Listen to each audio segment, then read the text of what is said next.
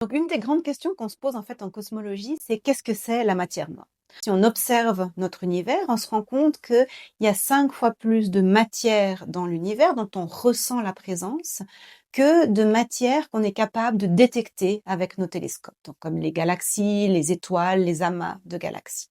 Et cette matière manquante, cette matière invisible, c'est ce qu'on appelle la matière noire.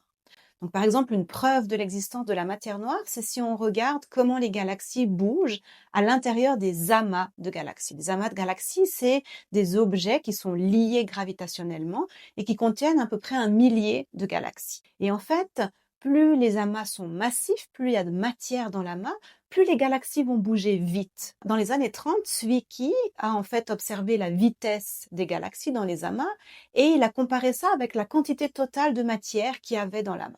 Et il s'est rendu compte que ça collait pas du tout, que en fait les galaxies bougeaient beaucoup trop vite par rapport à la matière qu'il pouvait voir dans l'amas. Et il s'est dit, ben, ça marche pas, il faut qu'il y ait quelque chose dans l'amas qui fasse bouger ces galaxies.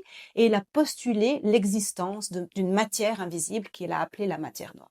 Et aujourd'hui, au-delà de la vitesse de galaxies dans les amas, on a en fait tout un tas d'autres preuves de l'existence de cette matière noire. On se rend compte qu'on a besoin de matière noire pour expliquer comment les étoiles bougent autour du cœur d'une galaxie. On a besoin de matière noire pour expliquer comment la lumière se propage dans notre univers.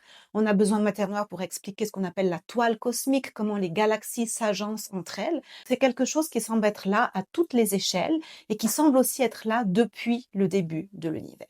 Donc les cosmologistes sont vraiment convaincus de l'existence de cette matière noire, mais par contre, elle reste toujours extrêmement mystérieuse parce qu'en fait, on l'a jamais vue, on l'a jamais détectée directement. On se pose donc tout un tas de questions sur qu'est-ce qu'elle est et surtout quelles sont ses propriétés. Par exemple, une question qu'on se pose, c'est comment est-ce que la matière noire bouge dans l'univers? Est-ce qu'elle est seulement sujette à la gravitation ou bien est-ce que par exemple, il y a d'autres forces qui agissent sur la matière?